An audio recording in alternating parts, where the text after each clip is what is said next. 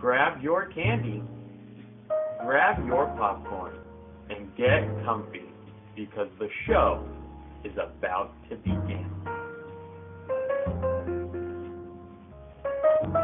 I present to you Home Cinema. Hello and welcome to tonight's Home Cinema, college television. My name is Ryan Gomez, and today we'll be having a fellow foreigner here with us why they choose horror movies. Here with us is Martin. Hi. What are one of your favorite horror films?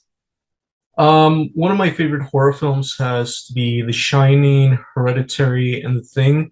Those are probably one of my top 3 favorite horror films of all time. What makes them such a great film? What I think The Shining is really good is probably its cinematography. The director, Stanley Kubrick, is known for his cinematography alone, and it's got a lot of great shots that really captivate the audience. It has a lot of shots that really make it morbid in a way, like the elevator scene where there's like blood pouring out, and the twins where they kind of like cut in and out. I also like Hereditary a lot because it's fairly different from all the other horror films. It has a lot of elements and motifs that other horror films don't have, especially because it has like hidden meanings, and I think it's really terrifying how they use their timing and how it's all put together. And The Thing is also really good because it's that kind of film where you don't really trust anyone, and its villain, the monster, which like shapeshifts, kind of imitates other people, and the cast of it is really smart. I like that a lot, and it just makes it a really good horror film, you know.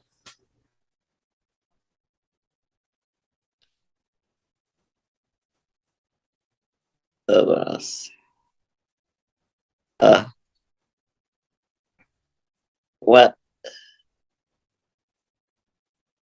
What makes the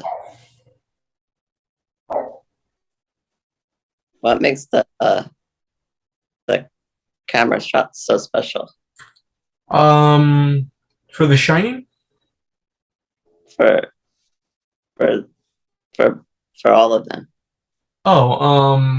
I think what makes it special is because it gives it a sense of ideas, especially for Hereditary, because sometimes it's more of a film that you really have to focus on, because there's some films that mostly don't really do that.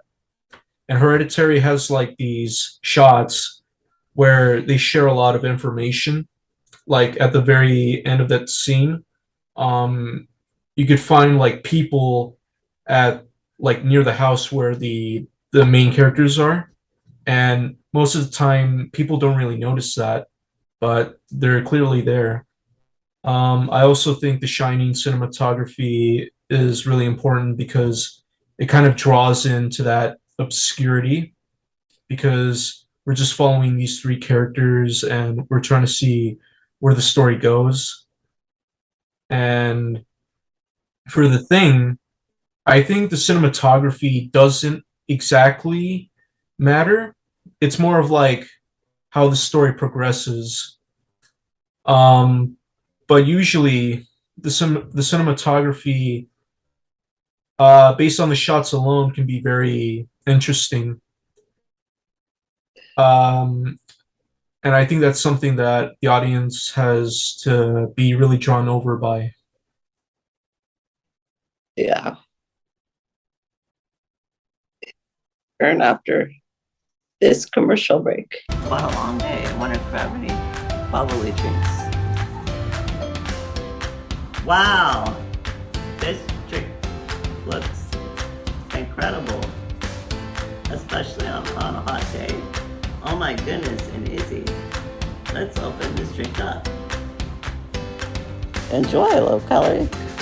chocolate reduced sugar also comes in different flavors: sparkling pomegranate, sparkling blackberry, sparkling mango.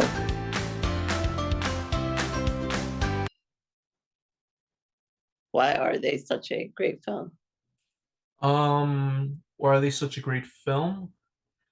Yeah, I think it's just because they're really iconic. The Shining is really great because most horror films they rely on jump scares and gore and all of that, but it's more about feeling isolated. Like again, these are three characters that are all alone in like this big hotel, and it's sort of this big plot of whether or not what's really happening or not, because they're sort of trapped in there. And if you're like all alone, you probably go crazy and see all these things. And you don't really rely on the jump scares, but rather the feeling if like you're going insane, which is something that The Shining really does that makes it so good. And Hereditary is probably one of the best horror films ever made because um like other horror films, it doesn't rely on jump scares, but it relies on that sort of surprising effect. Like when Charlie and her brother are like in the car and she was like having a allergic reaction and they're like freaking out.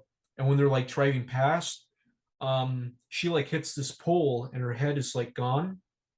And that sort of surprises the audience because she's more of like a kid, and that's like something you don't really see in horror movies nowadays because they're going after like young adults and uh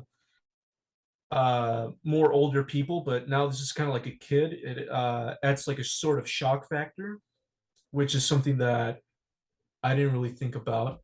And they really go for that morbidness rather than more cliche like other horror films try to do. And the thing is also iconic alone because, well, it's more about the fact that it has to do with the idea of isolation and just figuring out who the monster is. You don't get that much out of The Thing, but not even before, The Thing was considered a really bad movie because, believe it or not, Steven Spielberg directed E.T. and everybody loved that film. And when The Thing came out, they thought they were like parodying off that movie, which kind of gave it a bad rap. But overall, throughout the years, they sort of revisited it and they just see it as a really good film in practical effects and suspense with great. what film would you compare the thing to? What film? Okay. I guess Alien, because it's just a bunch of crew members fighting this thing, alien, and they're trying to survive and get rid of it. And they're all isolated, once in space, once in the Arctic. So I guess that one matches up well. Would you recommend these films to a friend? Um, Maybe if they really liked horror films, yeah, I probably would. Yeah.